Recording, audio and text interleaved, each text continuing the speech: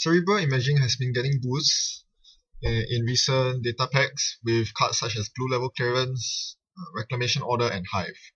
Today you'll see some of that in action as I play my noise deck against this guy's Cerebral imaging. Let's hop right into the game.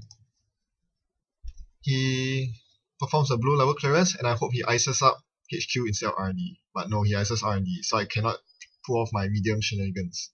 Instead, I hit his HQ hard with Doppleganger so that I can maximize my early agenda accesses before all the ice appear. Not much luck there. And he continues blue leveling up. A card that has really enabled Cerebral imaging. Getting money and drawing cards at the same time.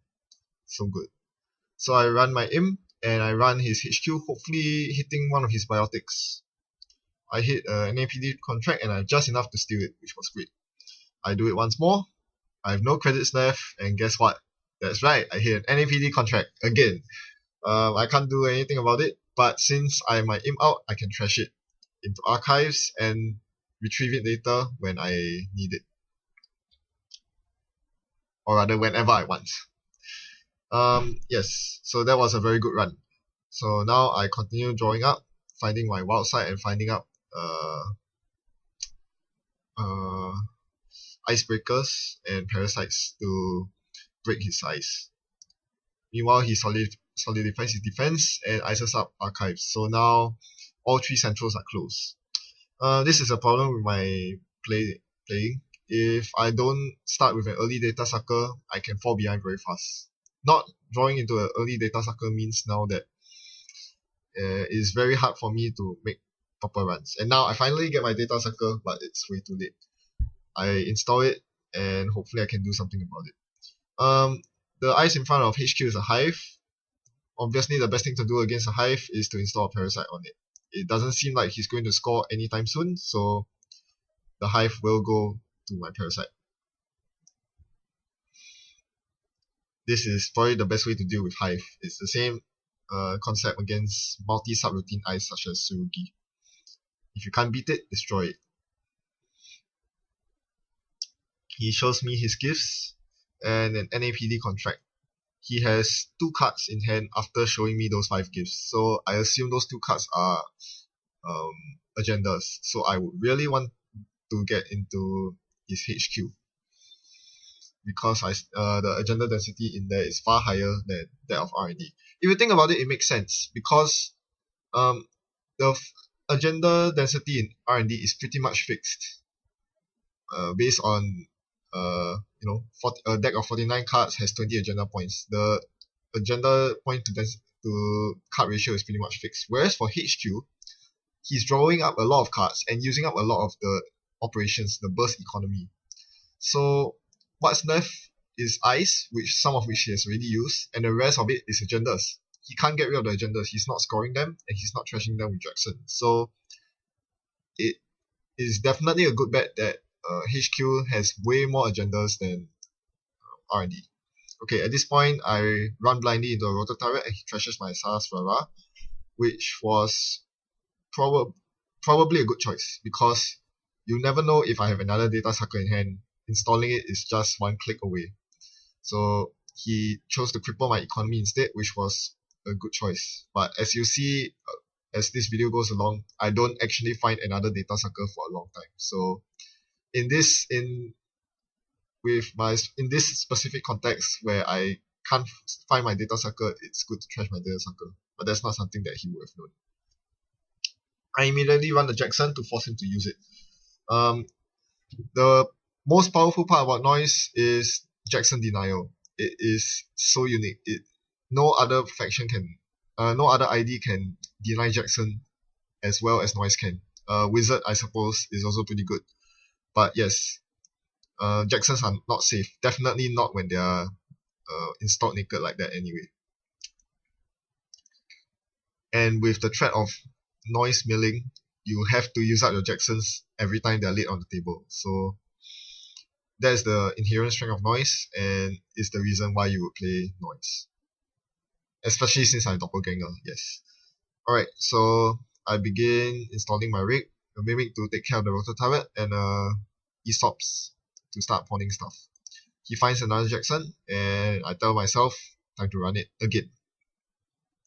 I have an Imp on the board, even if he chooses not to trash the Jackson, as he did here. He let it go. I use my last Imp counter to trash the Jackson, knowing that I have another Imp in hand.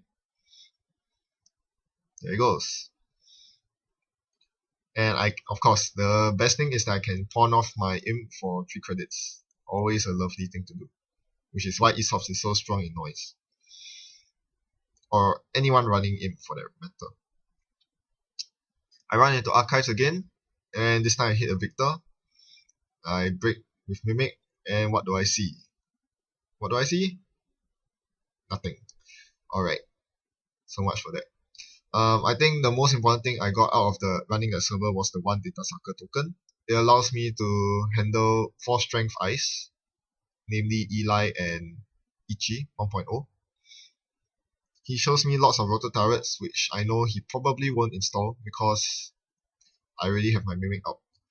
I pawn my daily cast first with 2 credits on it. Pawning it for 3 is a better deal, and I can always pawn my Imp next turn. I check R&D. I need to force him to use some. I mean, right now he's at 37 credits. Draining his credits is pretty hard, but I need to find some way to get into the centrals to accumulate Data Sucker tokens. The Eli stops me dead cold, and I continue installing more stuff. Right now, since all centrals have been iced up, I transit into a mid-game phase, which is to build up my rig. And yes, mill while denying him Jacksons. That's mostly my strategy here. He begins scoring out of hand, beta test, and triggers it, but nothing happens. So so he didn't draw any ice in his 3 cards at all. Not very surprising. Cerebral Imaging decks tend to be very low on ice. I didn't draw many useful cards. Thereafter, Dirty Laundry is useless because all his centrals are heavily ice. Alright, it's an Ichi. Very good. That's where the Data Sucker token comes in handy. Without that, it will be impossible to get through this server. I only had 4 credits at the start of my run, so I had to let the trace go, which was very dangerous. Suffering the brain damage is okay. I lost the medium, big deal. The biggest setback is the tag, because now he can trash Aesop's Pawn Shop. And I certainly don't want Aesop's to go. I need to be able to trash my wild side when I need to. I check archives, and turns out all 3 items that were trash for accelerated beta test were operations. I got not a single agenda out of it. So yes, that was a huge bummer. And now I'm down to 0 credits. Thankfully, he didn't trash my Aesop's, so I use it now to clear my wild side before anything else happens. I run his Jackson. Of course, he has to use it. Again, the strength of noise, getting rid of Jacksons. You have to protect your Jacksons against noise and wizard. There's no question about that.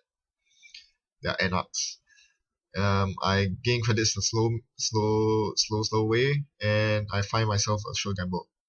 So this, along with Dirty Laundry, should hopefully fuel a couple of runs. Hopefully enough for me to snipe a couple of genders. Meanwhile, he scores a Vitruvius, putting it up to 4 points, and he still has 23 credits. I run his HQ. I know the gender density in there is very high. He hasn't been trashing cards into archives with Jackson, so there must be a lot of agendas in there. Ichi and Victor, break both, access. NAPD. At least I have 4 credits. Oh man, if I didn't have 4 credits there, that would have been a huge pain. He finally trashes Aesop's Pawn Shop, but that was too late. Had he trashed it earlier, I would have been in a whole different situation. This 1 Data Sucker token is really it's really doing a lot of work. It's helping me get through all the Ichis on the board. I have 2 Parasites in my hand, but I'm choosing not to use them yet. It's way too expensive to use them right now. I don't have any Sahasraras out, and none of the ice can be easily parasited down quickly, except for Roto Turret, but I'm not going there yet. So, And I think it's good to stockpile parasites in your hand because it allows you to use Noise's ability at will whenever you need it the most. So I want to make sure that there are no Jacksons out, install a couple of viruses, and then run archives. Hopefully that will net me the agendas that I need. He shows me more cards. Again, lots of agendas, lots of NAPDs. Yeah, so it starts becoming a grind fest now. I had to think about what my next move would be.